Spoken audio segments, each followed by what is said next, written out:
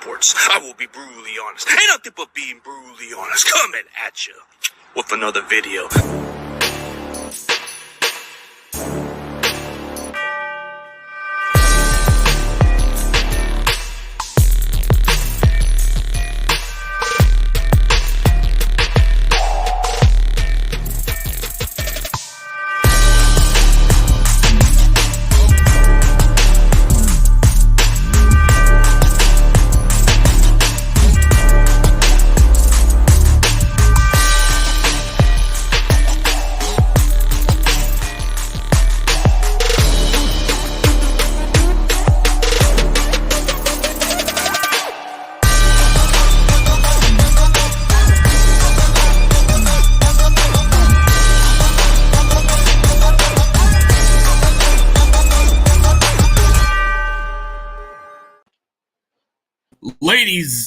Ladies and gentlemen, let's welcome Cowboys content creator, the legend, the myth, Akoye Media. Man, how's it going, bro?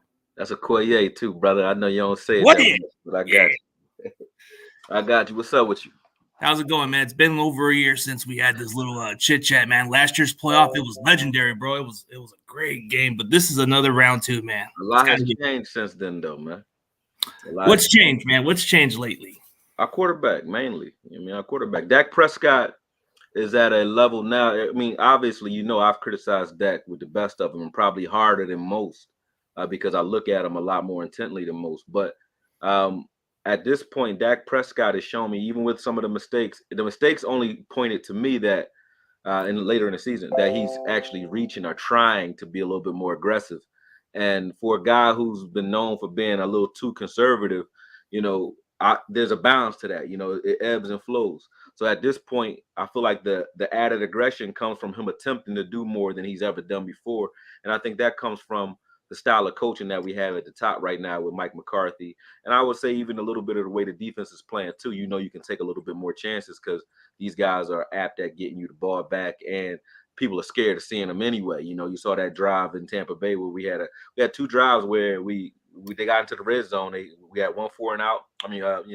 Stop on fourth down, and then they had another where Kurtz got an interception in the back of the end zone. So we are bend but don't break, aggressive, pin your ears back and come get you type of defense. Shout out to Dono too. But that's what I mean. We're a lot different top down. You got I can go anywhere with it, but mainly our quarterback, man. Dak Prescott to me is ascending into a quarterback that I think can lead this team for the unforeseen future in regards to deep into the playoffs and so on. And again, before you go, you had Garrett, who I think teams actually mimic their their coach's personality. And Dak was conservative and very apt and secure with the football under Garrett. And now he's a little bit more aggressive and wild with the football under McCarthy. And I did a video on McCarthy showing like McCarthy's effects on quarterbacks throughout his career, whether it was Montana, Favre, Aaron Rodgers, Aaron Brooks, all the quarterbacks he's worked with have had this effect. They've all played their best football under him and under his regime. So this is no different. And I didn't think it would be. Well, it's no different with him because he's had a good track record at that point. When you look at the way he's developed this offense, he's been with Green Bay for so many years. They won a Super Bowl under him. Yeah. But people don't want to give that credit there because they think it's Rodgers. But I think Rodgers ain't won one without him, did he? Yeah, you're right about that part. But the difference of this matchup is I think Tony Pollard's becoming one of the most versatile players in your guys' offense. Like, he's doing everything and then some. Tony Pollard is definitely a difference maker. He's a lot like, Christian McCaffrey. He's a lot like him. I think he runs a little bit more physical than Christian, but they both have a similar home run aspect. And, Tony is one thing, but Tony can be stopped. He's been stopped, a few times this season. And even in the Tampa Bay game, he had a couple of, plays where he spilled out there, but he wasn't, he was the focal point as far as the ground was concerned, but he wasn't the difference maker in that game. That game, the last game that we played against Tampa Bay was a game that we usually don't win because when they stop us on the ground, we usually have a hard time in the air because we're one-dimensional. And Dak actually won a one-dimensional game last week. It was just Dak. Dak's accounted for all of our touchdowns. So you can point to Tony if you want to, but to say that, we're not you guys, and I'm not coming at you when I say that. But Purdy, I've been studying Purdy, man. Purdy's he's a player. He got heart, but it's not a game where I feel like if we stop Christian McCaffrey and Deebo Samuels on the ground and we stop your play action, Purdy's a one read and run. He's a one read and go quarterback. He's going to read one progression and then he's out. You know what I'm saying? Dak's not that. You can stop the run. You can stop Tony. You can stop Zeke, and I think Dak is still going to give you, his best shot, and we still have a chance to win with Dak being one-dimensional in that sense. We don't need to go for that. That we need to run the ball effectively. But I do feel that if we can't, we still have opportunities in the air. Whereas I don't think the same is true for you guys. So it's a little different. You could point to Tony if you want to, but I still know that we can still dog walk you in the air. Oh, there's a lot of weapons there. Like Dalton Schultz is another guy that's been a red zone threat for you guys. I mean, CD Lamb's one of the best receivers, like up there, like very good. Why you got me on death row too? I realize I'm sitting on death row. Though. I'm in the electric chair over here. You're again. I see you. I see how you feeling. But listen, go ahead. My bad. I cut you off. No, but you're right about it. Like you guys have some skilled players, and Dak's already played before. I mean, he's got all the tools to succeed. He's playing under McCarthy. That should be a beneficial for him, and plus he's got enough weapons to help him. So even if he doesn't have a great running game, we've seen him actually throw the ball many times and actually carried his team at times. But like you said, Brock Purdy, you said he's like a one-read get-off, whatever. He'll look for the next guy, but he's got the best supporting cast, so that's a lot you can ask for a quarterback, He's got the best supporting cast, but if we can limit the run, there's two things we got to do in this game. If we limit the run early and score early, if we can score and get up early on you guys and limit your run opportunities early in the game, forcing him to hold the ball. Doc Purdy's a guy you want to play tight coverage defensively. So if we're playing press man and he's forced to go to his second read, he's not a read to field guy. He can't get to his second progression to save his life. His second progression is him running. And while running, he's looking for something frantically while he's doing that. But I noticed that Seattle was able to push him to his left quite a bit. They just didn't play coverage that well because their corners were shooting up early, trying to help stop the run. We can't afford to do that. We need to pay attention to our assignments in the air because that's the only opportunity he has to get the ball out there. And you guys literally, and I'm going to drop this, this breakdown probably later on tonight tomorrow. I'm almost done. But you run the same route over and over and over again with Brock Purdy, like over again. It's fucking crazy. I can't believe that you beat Seattle, to be honest. I really can't with that same style. Like, honestly, if it wasn't for the fact that their corners were biting on everything underneath because they were afraid of McCaffrey, you guys wouldn't have beat Seattle. I don't think you would have beat Seattle. You didn't have half the success that it looks like you had in the air because you guys were really they were open because the corners were biting on the run, not because your receivers were running routes. You guys run a go route on one side of the field and an over route on the opposite side, depending on what hash mark you're on. Then you flip it and do the same thing over and over again. It's an over route with Deebo, over route with Ayuk, whoever is coming across the middle on that crossing route, and then you run off the safety. If we're playing single high, you'll run off the safety with that deep route, and that's your scheme in the air pretty much. Everything is predicated off of play action and RPO. That's all you guys are doing. There's nothing special. Yeah, why stop what's working? It worked. I can't believe it worked. I'm like, I don't know what Seattle was looking at, but you didn't change the entire game. You did the same shit the entire game, and that blows my. When I watched the film, I was like, damn, And then pushing Brock to his left, he can't. He's not a guy that can run to his left and still throw the ball. Like Dak can do that very well. Brock can't do that. He has to set his feet, get his shoulder set again, and throw. So once they pushed him to his left, he wasn't really doing much. But it's just that those play actions were killing Seattle because they kept biting. The safeties were biting. Everybody was biting on play action so crazy that you got opportunities in the air. And what I would say is, if they're going to beat me on the ground, they're going to beat me on the ground against our 8-man front. The three that are back, our safety and our two corners, you guys, you cover. If they get to you, you tackle them late, whatever. But I don't want them involved in the run at all, really. No blitzing, no none of that. Because if you stay back and you make Brock a passer, and you force them to, like, play that bend but don't break style, and force them to do everything underneath with a too high safety look occasionally, you guys don't have it. I would make Brock drive up the field on me. He can't. They're either running or he's getting big plays due to play action. That's it. That's what's been working for him, is those play actions and all the other RPO stuff. Yeah. See, for the Cowboys, what would it take for you guys to beat the Niners at this matchup this time around? I just told you that's what it is. The physicality, right? The physicality. The physical. We already. I mean, we're a physical team up front. I think our offensive line is better than what we've been advertised to be. And then I feel like Dak Prescott is starting to really gel at the right time. There's a lot of things that happen late in the season that I think bode well for us. One, nobody's looking at us as the juggernauts that we are, which is good in the Vegas God's eyes. That's a problem for you guys, not us.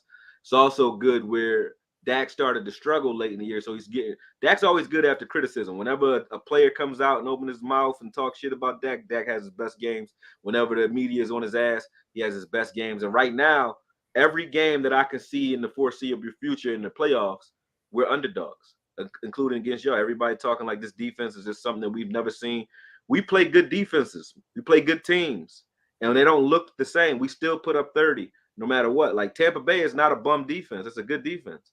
Put up 31 on them, no problem. So, and really made it could have been worse. You know what I'm saying? So when you look at the way Dak's able to move the ball now and the way this offense looks, I'm not afraid of the 49ers. We're not the same team we were last year. We're not playing the same. I'm talking about both sides of the ball, all three sides of the ball, even special teams is different this year. We're a lot more aggressive all around the board. I think Dak just needs to protect the football, not be so aggressive in the second quarter. We don't press for anything. Take what the defense gives you in certain spots in the second quarter. I think we only have problems when he does his hurry up offense in the second quarter. If you look at most of his interceptions, I think about 10 of them coming late in the second quarter going into halftime. Which is why we're able to recover from those interceptions too, because even though the momentum might shift, we're going into halftime and then we get to reset. So if Dak can protect the ball in the second quarter and not be as aggressive when he's in his hurry up offense, I think, we beat you guys easily. I really do. I'm not afraid of the 49ers. I'm not hating when I say that either. You know that. Like I give respect where respect is due, but I'm not afraid of the 49ers because of your quarterback. I feel like the thing that he does bring to the table, though, that we have to your one chance to win would be our ability to contain. That's something we struggled doing all season defensively. And if we can't contain Brock and we let him, it's not only stretch plays, but stretch drives due to like getting first downs over and over again on the ground, and we don't punish him when he tries to run, we're going to have a problem. And I think we'll see that against you guys. And if we do beat you, we'll see that against the Eagles too, if they wind up being there. So I look at Brock as more of a Daniel Jones than a Hurts, though. He's a guy that's mobile, but he's not a runner's runner. Whereas I'm lowering my shoulder, I'm physical. He's a guy that just has good speed and can get and can wiggle out there and get some yardage if you're not paying attention. But he's not like some of the running quarterbacks that have given us problems, like Hurts and like Chicago's Justin Fields. Fields, yeah, those guys. They give us problems because they're actual wide receivers with the ball in their hand. You know what I mean? Or running backs with the ball in their hand. Yeah, that's the difference. Like that's not Brock. Yeah, Brock can move compared to what Jimmy was because Jimmy's immobile at times. Yeah, I would have loved to see Jimmy. I know that's what you're probably gonna say. No pocket passer has done well against us all season, so I would love to see Jimmy. Oh yeah, absolutely, he would. I mean, I've seen a lot of the matchups, and you guys have played a lot of better opponents, which you have a good solid point. But as far as our competition, we just play by our schedule, man. Dominate our NFC. I get that. Yeah, dominate. Go ahead. Well, dominating the NFC West, it's not our fault that the Rams are terrible. It's not our fault that the Seattle kind of snuck in and the Cardinals are looking that bad. I mean, yeah, I'm not hating on that. You play who lines up against you. It's not who you play, it's how you play them, though. And you guys have had a lot of good games, tough games, like that Raiders game. You had tough games against teams that were struggling this season. And we're not one of those teams. You know what I'm saying? Oh, you're a lot better than that. We're a complete team. And we've seen guys like you. You know what I mean? Good defenses.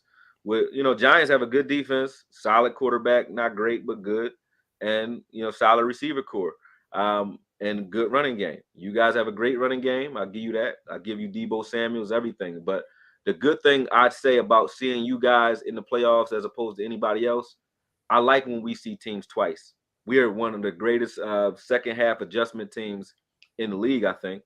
And I think when we see a team twice, if we see you twice, we know what you're trying to do to us. We understand how to scout now. Like last year, Debo got off on us a little bit at the end of the game, but I think we had a good game plan, but the personnel was a little bit different. And so was our temperament. I haven't seen us play this way, the way we're playing now.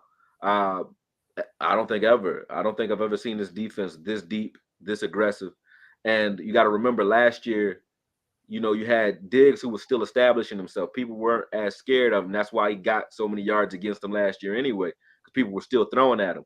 They're not throwing at Diggs as much. So I think Diggs also gives us another element defensively now where we can kind of shift everything to another side of the field. And when you got guys like Bland stepping up and you see guys like Mukamu stepping up as well, I think what Mukamu was able to do, people aren't really talking about. But a guy that's 6'4", 210 pounds, 215, like the size of fucking Darren Woodson, you know what I mean? Who's covering guys that are shifty and small, like Goodwin, out of the slot and covering them, well the entire day. I think that deserves more respect than he's given. So I feel like this defense this year is crazy because we have so many players in so many places. Still got Mackenzie Alexander. We still have Xavier Rhodes. We just signed another guy.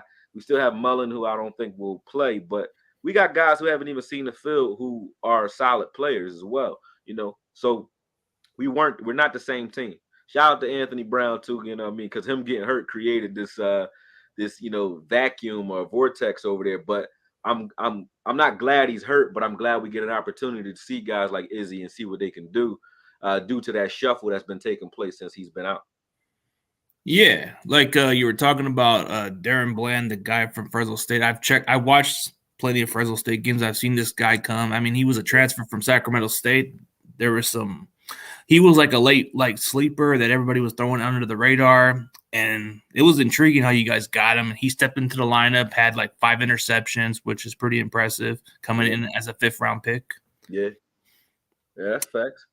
That's facts. It's going to be interesting because one thing I can say is Purdy is not he's a good deep ball thrower. I mean, if you got some space, he needs space. And the reason he has so much space on film is because everybody's being pulled forward to try to stop the run. So he gets all the space he needs off of play action, to throw out deep. And that's he's not throwing interceptions because he's accurate.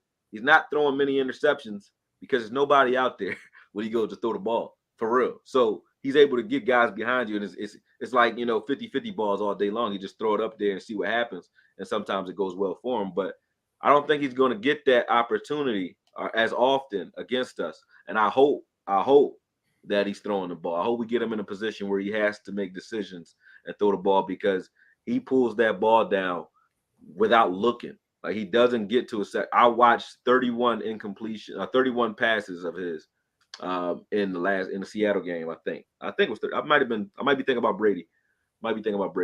But I watched his passes. I don't know what the number is, but I know I have it in the breakdown. And when he's going through his progressions, he'll get through his first read, and if his first read is pressed and it's not open immediately, he doesn't look for a second progression. His second progression, like the touchdown you threw to Mitchell, I think, right? Yeah, that one pass.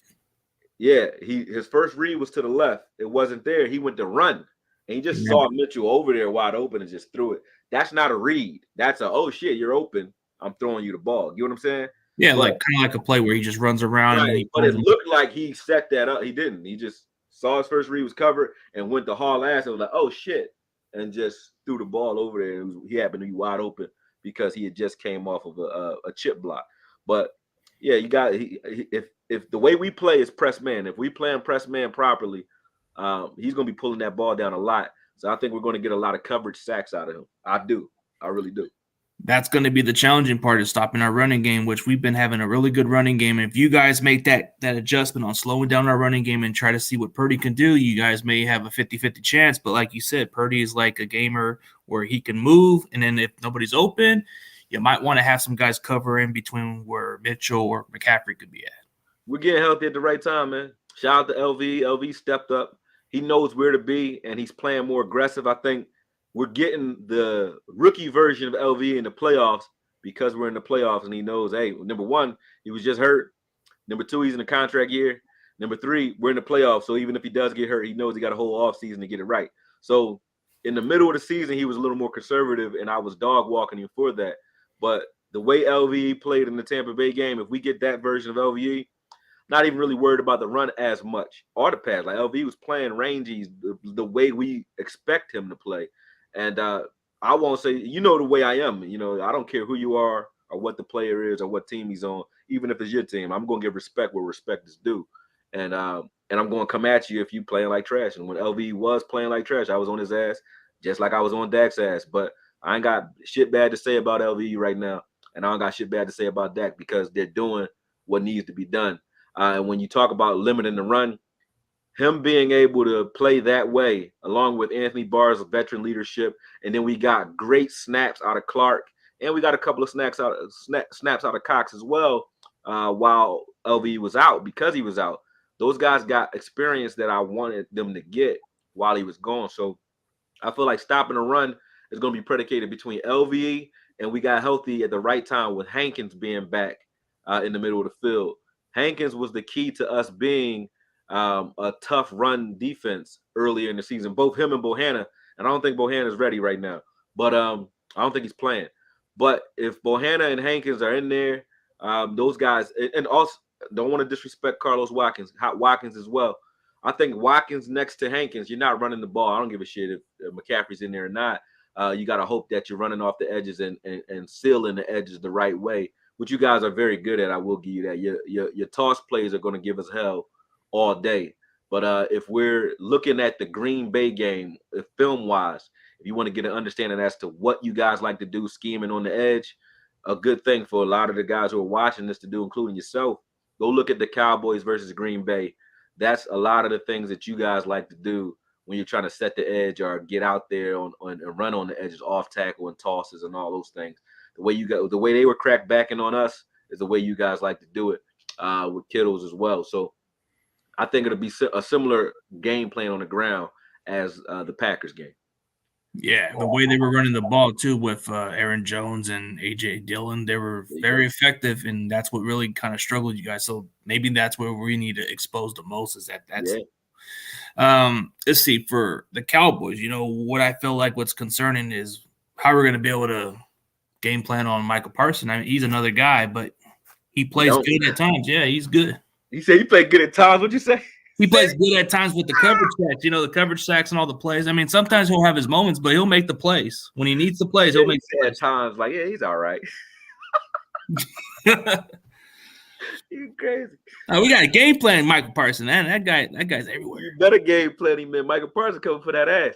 Most of the sacks that we got on the team, even the ones not named Michael Parsons, are coming because Michael Parsons. Last week, Hankins got a sack, and my man Chauncey almost got a sack, and that's because Michael Parsons was on that ass.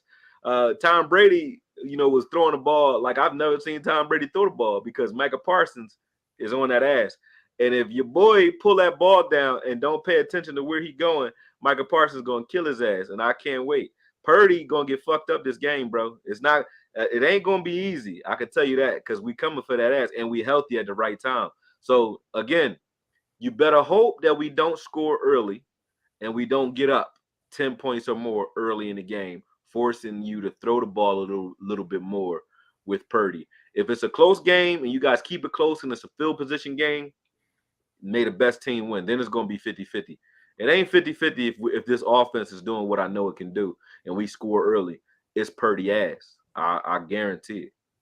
Well, we keep it close. It's anybody's game. But, like, you guys are just you guys get a little early start because first half, the Niners don't look as great in the first half. We always tend to, like, look like – I don't know what it is with the first half team. We just play like trash for a while. It's the fact that you run the ball so much. So with teams that run the ball so crazy and so aggressively, you might have it. If we're game planning for the run, when we get your initial looks, in order to get your counters, you have to set up something first. So you have to put something on film on the field, and you also have to, it's a war of attrition too. You're tiring us out, and you're showing us something. So you might show a look where you're running a stretch play, or you're running a toss on this particular look, and we might stop that the first half. The second half, you're going to give the same look, but you're going to counter that. And that's why in the second half, you start to break out there and get those big plays like Debo's 74-yarder last week. They ran the same shallow cross, but this time, what they were doing is running deep crosses and digs first. That's what you guys did to set that up. So you run deep crosses and digs where it looks like it's a dig, but it's really a cross route, because a dig route is usually, as soon as they hit that end breaking route, the ball's right there.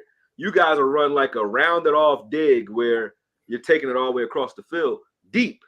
When Debo ran here, they put him in the slot inside, and they ran it shallow with somebody running the dig over the top of him, and they ran it shallow. And that guy who ran the dig over the top was like a lead blocker, sort of like when we played Minnesota and we threw it out to Pollard on the right hash, and we had Schultz out there lead blocking for him because Schultz was running a seam route right behind Tony Pollard, and Tony Pollard ran a wheel route right underneath that. So when we hit Tony was behind. He had his guy behind him, and Schultz is right in front of him with a man on him, but he's blocking that guy all the way up the field. You guys did the same thing but with a crossing route with Debo.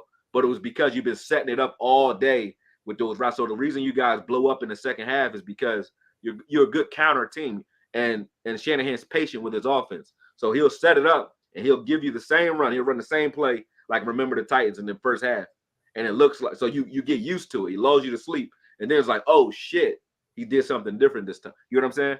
So Yeah, that's why you guys don't score early, because he's not aggressively trying to, get downfield. It's not a dynamic offense early. It's like, I'm going to do this to set you up for what I really want to do to you later. And if it scores, it scores. If you guys aren't paying attention early, it's going to be a quick and easy game. If we're paying attention, then I'll get you in the second half. That's his style. And you're going to be tired because we're going to keep doing it.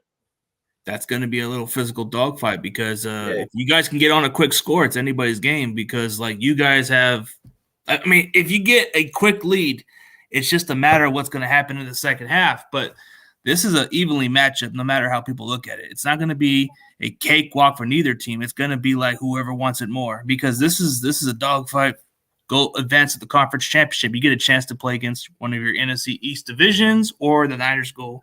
It's one or the other. This is pretty much like in the past, whoever won this playoff game is either going to win the Super Bowl this year. I look at it that way too, bro. I feel like there's a narrative that's brewing. If the Eagles can beat the Giants, there's a narrative that's, even the Giants are pretty good, but I think we got the Giants easily. We showed that we're a different team.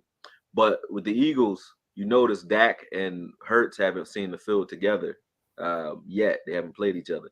So that's going to be interesting to see. And I think that's the narrative that's brewing, really.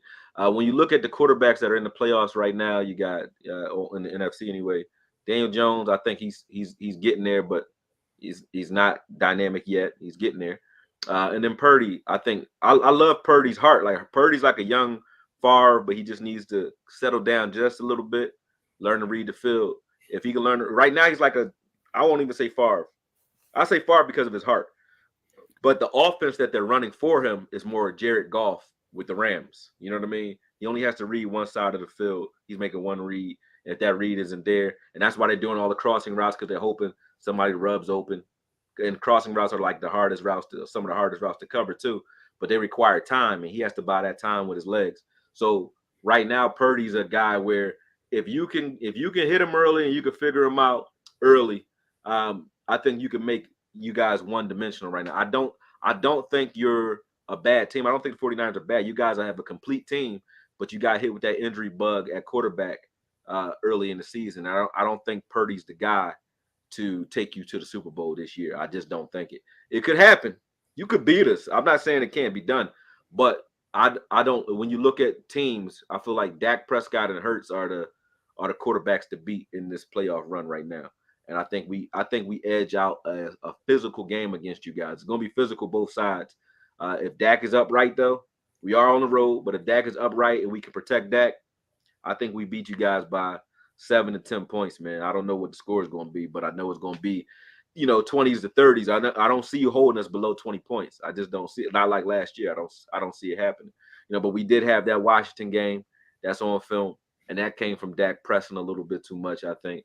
And the offensive play calling was vanilla in that game because we were heading to the playoffs, and I don't think we wanted to put a lot on film. If we could have beat you guys playing basic, we would have. Beat Washington playing basic, we would have done it. But I don't think we were trying to pull out all the stops in that game. It didn't look like it anyway. Well, like for you guys, definitely has to, you got to take those quick passes, and the protection for Dak Prescott is definitely going to be key because that's where we struggle. And yeah, you can look at the matchups, how we fare. If you take a playbook from what the Chiefs and the Raiders did, that's good success of how you can beat our defense. Those quick screen passes, the good protection, finding those chemistry, those quick passes, bro. That's all it takes. Because if you guys can get a rhythm in and throw in the quick passes like the way how Dak would do it, I think it'll give us trouble on defense for sure. And you got, Bosa, who last year he was dealing with a banged up Tyron. I think Tyron's healthy at the right time. And Tyron's actually on the right side. And he was dealing with Collins, whose trunk is not the same. Collins can't move his lower body the same way he used to. Him having to deal with, I think that's a key that nobody's talking about is the fact that Tyron Smith is a right tackle right now. Tyron Smith being at right tackle and playing the way he's playing at right tackle makes us instantly better. And I'm not saying he's not better than Steele was, but the missing link of not having Steele and having Tyron come back when he did made it so that we don't miss Steele as much as we would. Because if we were out there, we're having Peters, who's a little older, or I don't even know, Ball or whoever else we were going to have over there trying to block Bosa, we would have been sliding protection, and it would have changed a lot of the ways we would have been able to call plays because we would have had to come out there with heavy formations, heavy tight end formations to try to help that guy out. We don't have to do that because we got Tyron's over there, and he balling, man. Oh, yeah, for sure. Hey, this is a good question by one of your followers right here. That's Gordon. Gordy, what's up, man? Okay, so which defender would you put on the Niners playmaker, which he's referring to you, and which Niner defender would you put on the Cowboys playmaker? Well, defenders on playmakers, I would say our heat seeker, Dono, he's our best spy, period. I saw Dono spy Fields from high safety.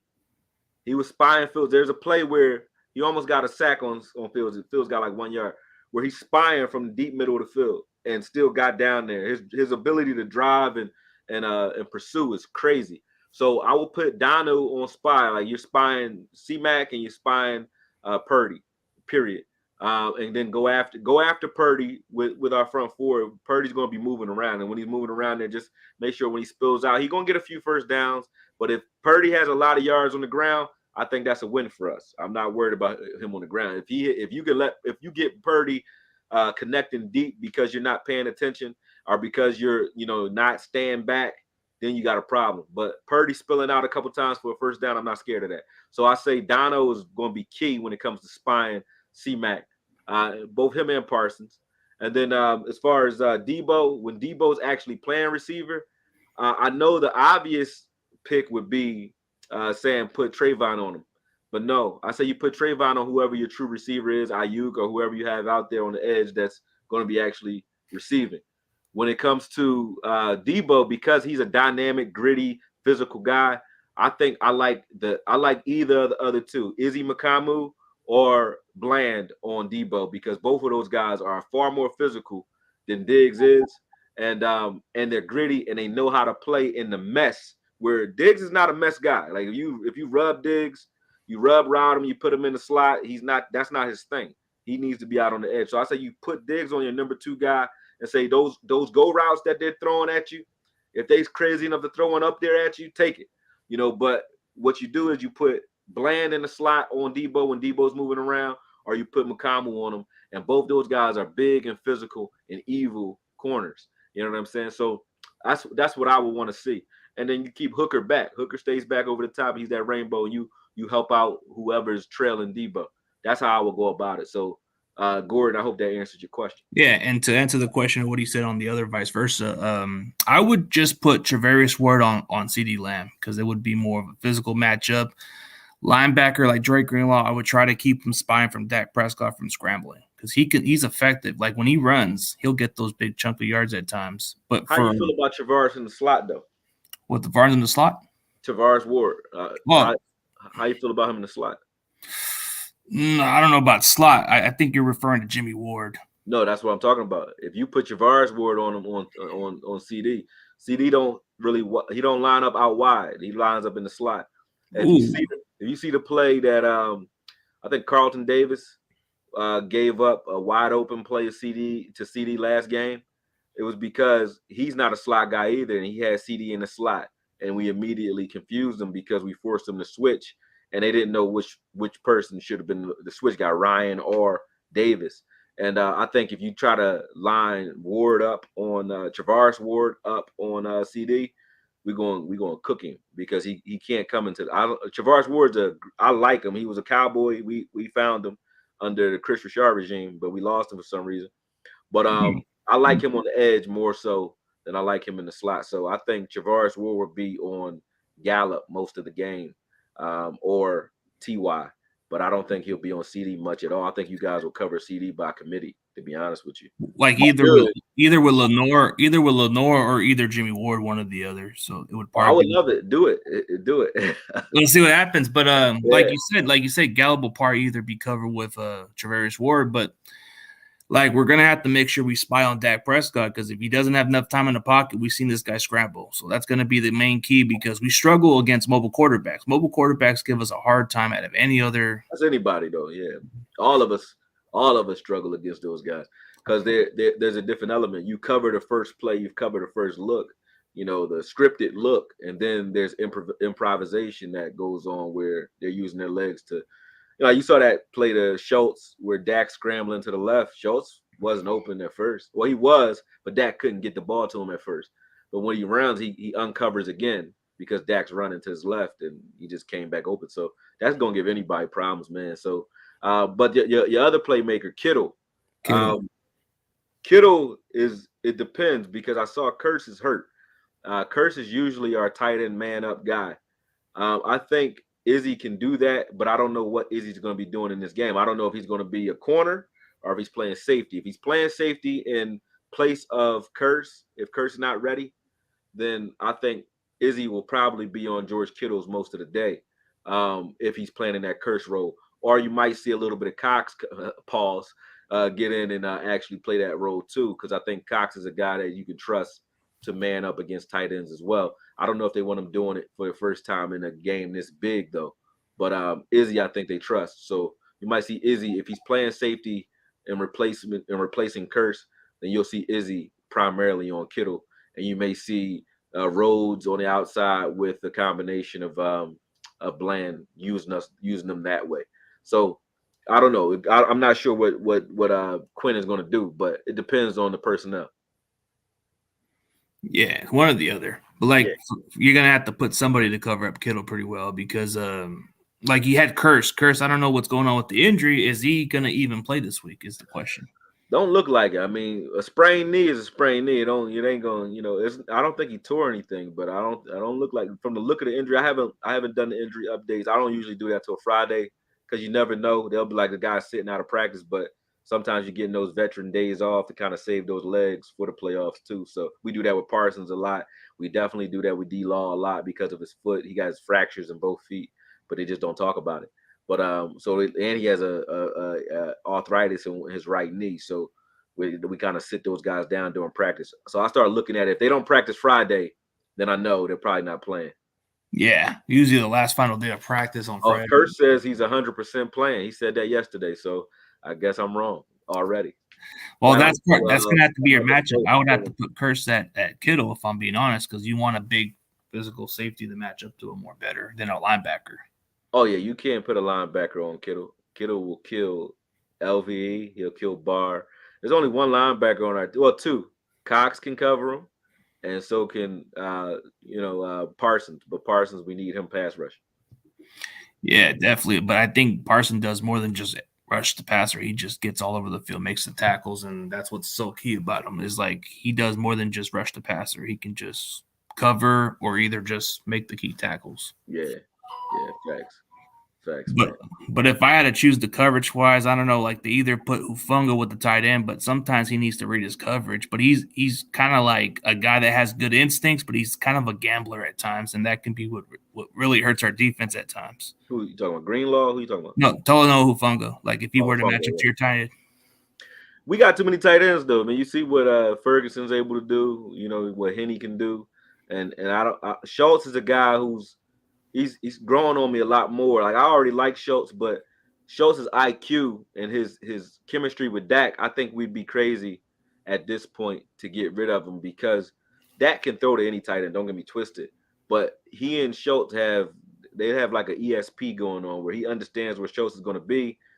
Schultz's only knock is the fact that, and I think he kind of has that LVE effect too, because Schultz didn't want to go across the middle very much early in the season or throughout the season because it's a contract year for him. So injury kills him, right? So he wasn't extending his arms. Him and CD were kind of like pulling up on routes throughout the middle of the season. It's the playoffs though. Schultz in the Tampa Bay game showed me like, you know, he's pulling out all the stops, like especially on that touchdown. On that touchdown where Dak was scrambling, he thought he braced for a hit and he still went after the ball. Schultz wasn't doing that earlier in the season. So I'm seeing that now. And him and Dak have good chemistry. I don't think any combination that you guys run, any scheme that you run is going to stop Schultz completely because of that chemistry. They have a Tony Romo and Jason Witten type chemistry. yeah, chemistry is what matters, especially for Dak having that chemistry with a tight end. That's always valuable, especially in the passing game. Especially how they have the tight ends have the length, they can block, they can do everything, and especially in the red zone, that's what makes it so deadly. And Schultz, man, he's very good. Like as far as like your playmaker, man, this guy can make the catches. He doesn't get enough recognition that everybody gives him credit for. I mean, I think he's in between the top 5 tight ends, if I'm being honest. Like you don't see a lot of the dirty work he does too. Yeah, there you go. He can block his ass off too. He blocked Bosa brother last year, was throwing him all over the place, man. Shows a beast. Um, he says part of the AKs, Akoye will Tack get some run this week. Tack McKinley hasn't gotten much run at all. I don't know what they want to do with him, but again, I say it depends on how much. Like Dan knows him better than we do. So Dan Quinn knows Tack and he knows what he's capable of. So if it's a matter of trust, maybe Dan trusts him more than I can say I trust him because I haven't seen him play for us yet. But Dan might put him in there for a tick. Who knows? And plus, he plays on the line, so it's not something that's like, you know, it's not as intricate. You know what I mean? He has to contain, of course. But Tack plays a lot like I used to say. I said this when we scouted him, watching him, and when we were about to play Atlanta one year. But he plays a lot like he's the D Law of Atlanta. He was their D Law, a guy that doesn't have pass rush moves, but he's aggressive and crazy, and he'll run through your face. And actually, that's the reason he's here. He was on the Rams, and he tried to run through. He tried to beat his own teammates' ass on the sidelines, and they cut his ass. So he's a wild man. So I like Tack, but I don't know if we trust him enough to put him in. But I like him. GDO 22. He said, "What do you think about matching up Bland with on McCaffrey?" No. Why we did that a few years ago, yeah, with J. Lou versus the Saints. When McCaffrey's out wide, you mean? Of course, like you're not going to put a linebacker on McCaffrey when he's out wide because McCaffrey does line up at receiver when Debo's in the backfield. So in those instances, of course, we will do that. But I don't think you spy him with Bland if that's what you mean. No, no. I think you stick with what you know and you leave a safety on him. If it's him coming up out of the backfield, it's a safety, or it's LV. Unfortunately, I don't think LV can keep up with him. That's my scariest matchup in the air. If you guys can find, is McCaffrey in the air coming out of the backfield though. I'm not half as afraid of him if he lines up at wide receiver. It's when he's coming out of the backfield. You guys have a play where you ran 4 goes, so all 4 go. Everybody was streaming up the field and nobody ran a route. I'm like, nobody's really running full speed. And that's because their job was to draw everybody deep. And McCaffrey takes off late and he didn't even really throw a route. It was like right in the red zone against Seattle. He just tosses the ball to McCaffrey, and it's McCaffrey and a linebacker in open space. He just put his foot in the ground and just went for the goal line. And that was like one of your possessions where you got into the red zone. I don't remember how that drive ended. Matter of fact, That might have been the Mitchell drive where Mitchell got that touchdown. I think it was like right before that. One of those plays, one of Yeah, those plays where he McCaffrey caught a extended it. little comeback route, just a little curl route, and just took off. Or arrow route, I think it was, but he just took off. But so I think him and LV's problem is in change of direction, and McCaffrey will exploit that, especially on grass. So if the matchups that they find with him on LV are going to be what they try to exploit again. Our bar, it doesn't matter. They're going to try to exploit that if they get us in those matchups out of the backfield. But the good thing is those routes take a little bit more time to develop, and if we can get to Purdy, we can kind of keep him off of those. Yeah, that's what you want to do is get those pressures. But like you said, McCaffrey in the backfield is scary. But you wouldn't want to put LV in that situation or any of the other players, right? You said I wouldn't want to put LV on him? Yeah, because you said he's not that fast. Yeah, no, LV can't change directions well enough. His hip's too tight. I wouldn't want LV on him, but he will be at times. That's what I'm saying. If you can, it's going to be a mismatch right there. He's going to be on him. His linebackers are going to have to cover running backs out of the backfield at some point in every game. It's going to happen. It's just, can you take advantage of it when it does happen? And other things factor into it. Like, do you have time in the pocket to even see it or recognize it? Or can the quarterback get the ball out there? You saw Tom Brady trying to get the ball to the flats a lot, and those balls are going into the dirt because he was under pressure. So it's other aspects other things we can use to kind of protect LV in those situations. Yeah, like you're going to have him in that matchup, but it's going to be mismatch on paper from the looks of it. But as far as like Tony Pollard, he does a lot for your offense. Also catch the ball at the backfield, but he's more of a lightning than he is a thunder. Who? No, Pollard. Like he's he's an explosive running back. He'll make some plays.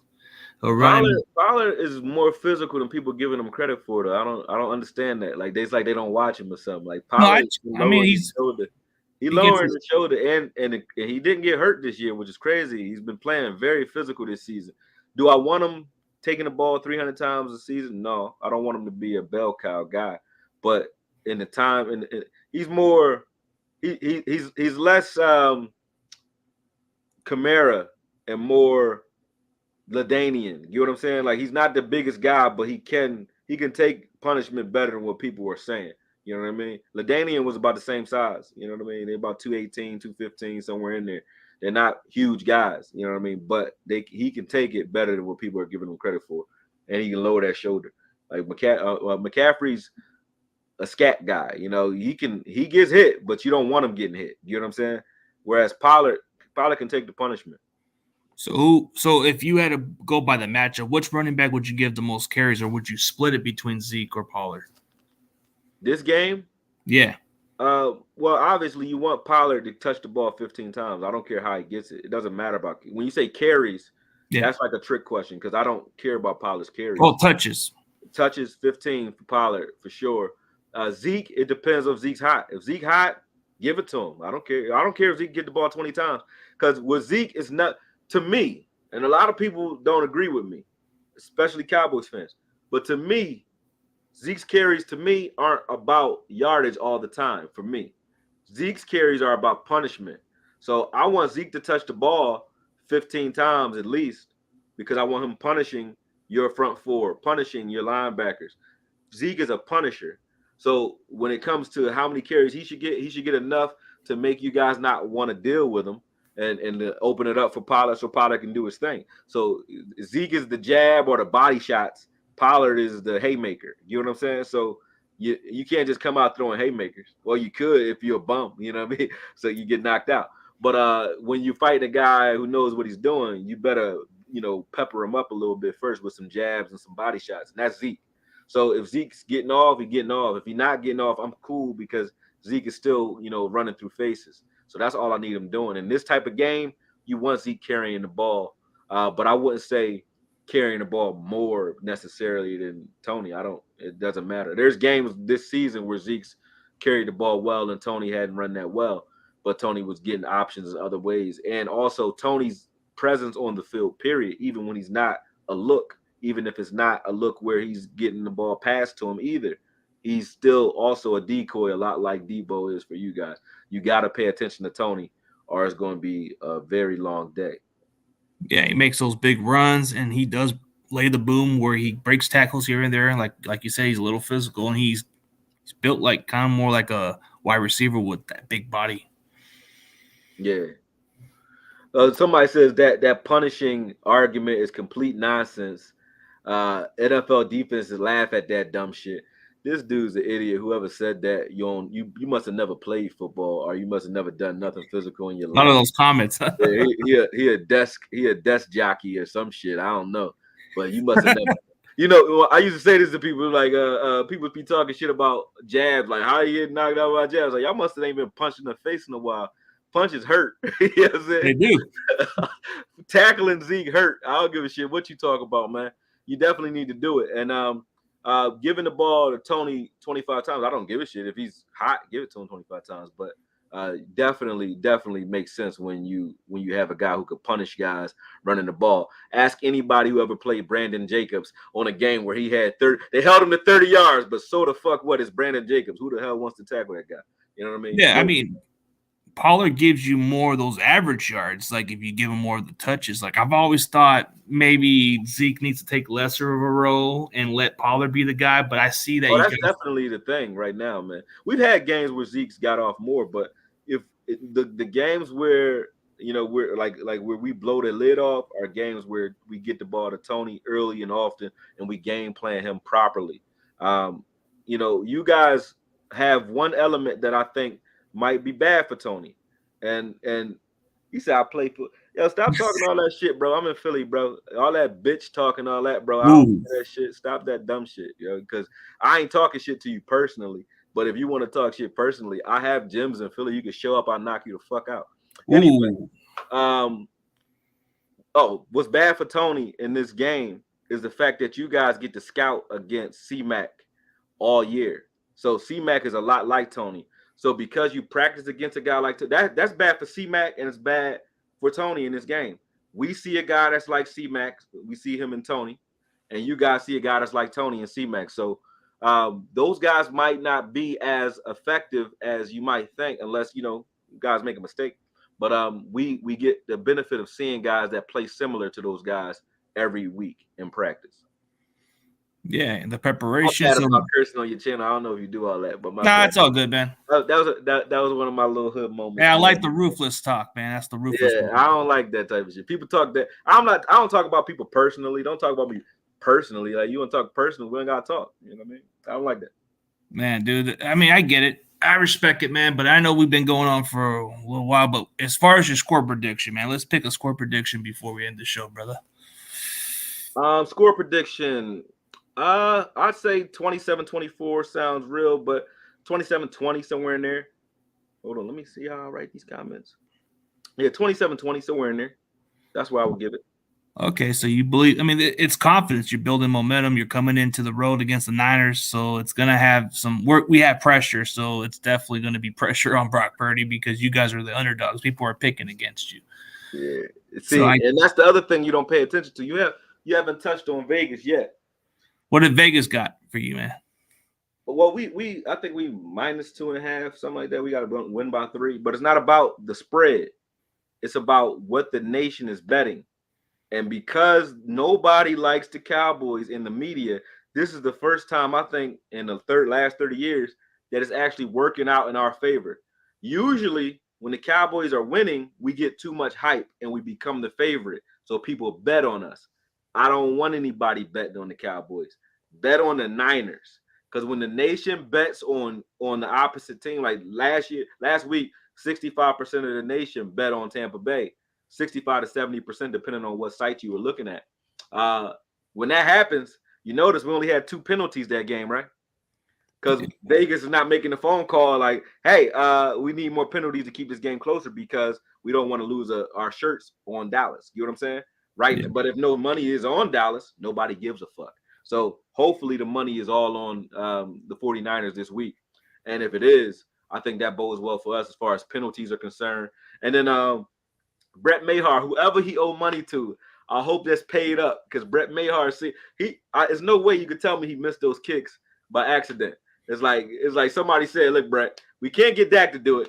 So we need somebody to shave points. You know what I mean? You're going to make $2 million for this game. That's like somebody told him he's going to get paid crazy for that game because It makes no sense to miss that many extra points and be as accurate as he's been. Like he's made a lot of kicks for us. So man, and oh man, listen to Thomas Williams.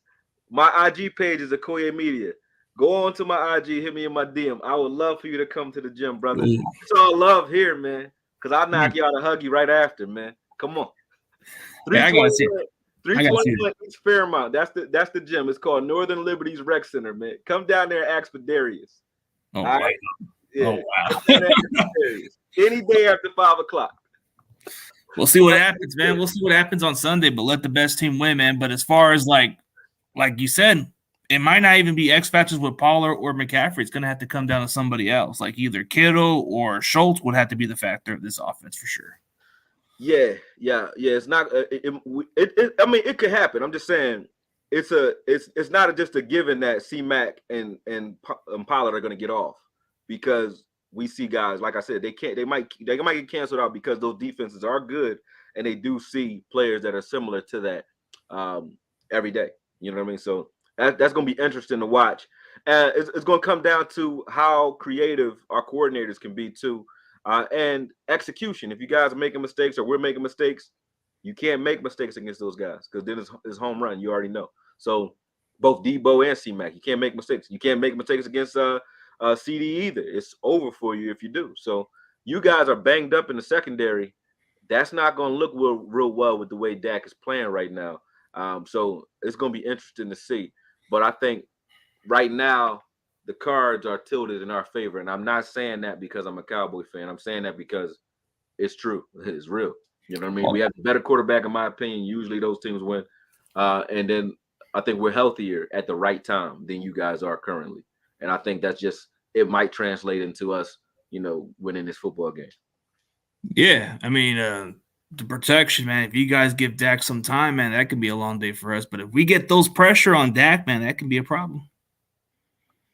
If you can get pressure on Dak, it'll be because you were bringing pressure. And if you bring pressure against Dak with a weak secondary, you're giving him opportunities. If you play back all day, then Dak's going to, still, like I watched Tampa Bay do both. They play too high safety, which used to be a problem for Dak, but Dak's finding ways. We're running concepts like flood concepts in the middle of the field, where there's a two-way go for that linebacker. If he floats up over the top in the middle of those safeties, trying to ride the seam up with that tight end, we throw it underneath. Dak's been getting pretty good at that. Also, we'll run like slant routes behind the tight end, like we did with that. I think it might have been CD. I don't know who. I think it was CD across the middle of the field, or it was TY, one of them. But Dak had a two high safety look. We ran a dig route with Schultz underneath.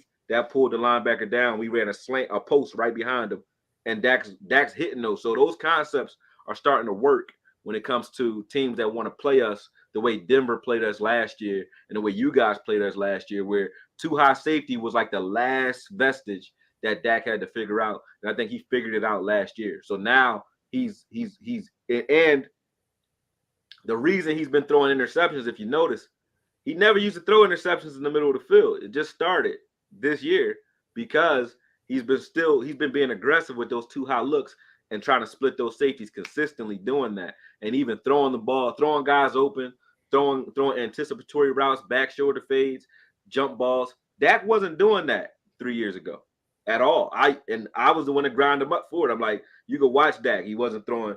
There's no anticipation. He's waiting for guys to get open. In the Tampa Bay game earlier this year, where I think he was just a little jittery, he reverted back to that. He was waiting for guys to get open, seeing their face, seeing the numbers, then letting the ball go. That's too late.